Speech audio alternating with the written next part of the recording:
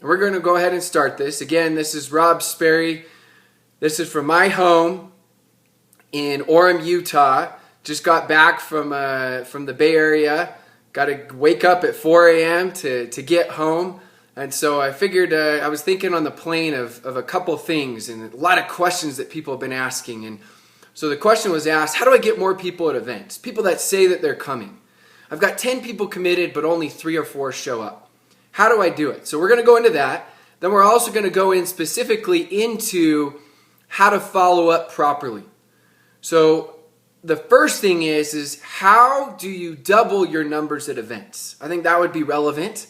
I think that would help your business tremendously. That could be the one thing, if you're already good at inviting, if you're already good at connecting people, that could be the one thing that makes all of the difference. So the answer is this. Once someone is committed to you, once someone has said, I'm coming to your event, whatever it is, the simplistic way of doubling your numbers is this. It's sending an assumptive text.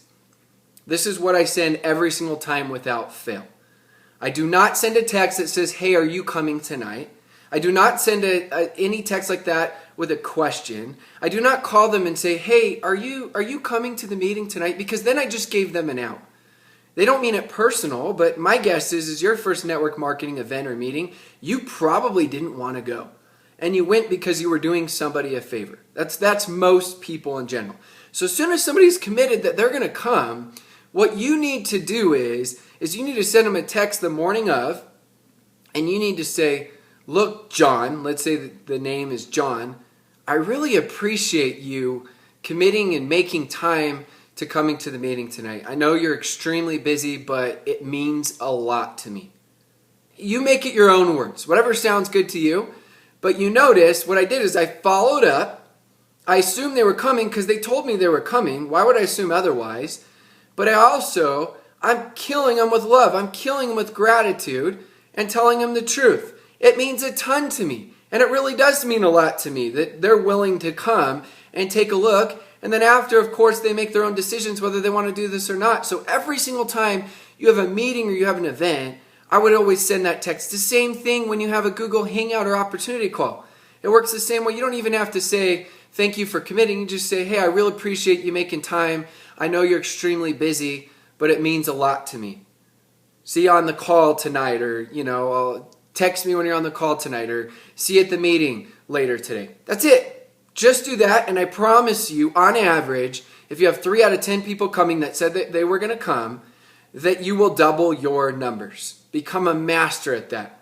You'll double your numbers. The next part is, as far as the follow-up goes, people always have questions on, well, what do I say when I follow up with somebody? Okay, another example. I'm calling up John, and the worst thing I can say when I call up John when I'm following up is, hey, look, John, are we doing this or not, or where's your head at? Questions are the answers, but at the beginning, what I want to do is I got to build back John's belief, because as Jim Rohn says, the birds may have gotten to John. John may have gone home to his family, and his family or friends could have said, I can't believe you're doing that network marketing thing. Like, are you really doing that? You're going to fail. And those things don't work. And I tried 3 of those things.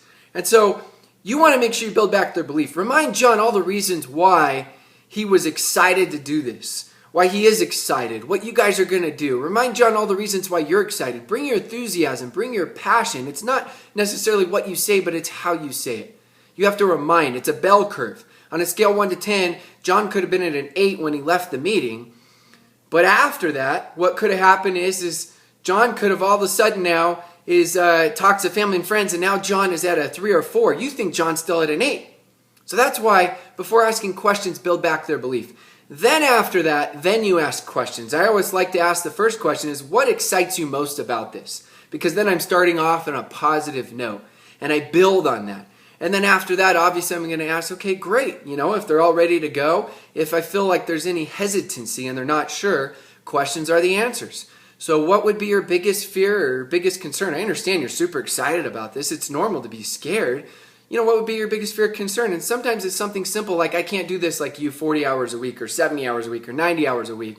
And so you answer the questions, but that's an opportune time right then and there to do a three-way call, to get somebody else on the phone, to get a third-party validation. Remember, the average person takes 7 exposures before they say yes. Now, don't use that as a crutch. It doesn't mean you need 7 exposures. Some people are ready the very first time. Other people need 10 exposures. But just understand, if you ask them the question, where are they at on a scale 1 to 10, if they're at a 7 or an 8, that means they're ready to do this. They're just scared. And that's when you say, you know what? Let's do this together. Let's do this together. And you take charge in a non-overbearing way, in a fun way. We're going to do this. I know it's scary, it's fun, but let's do this together and let's make this happen. And if on a scale 1 to 10, they're at a 5, then obviously they're probably not ready to do this. And in that case, you're going to focus on getting more exposures and helping get them on a scale 1 to 10 to a 7 or 8. So those are my simple things as far as following up. So first things first, remember the assumptive text in a non-overbearing, really just nice way of killing with gratitude. And the next part is the follow-up. Just remember that bell curve. Remember that people, as they start this business, they get excited right after they go to a meeting, but you never know where they're at when you follow up. So make sure you build back that belief, you build back that excitement.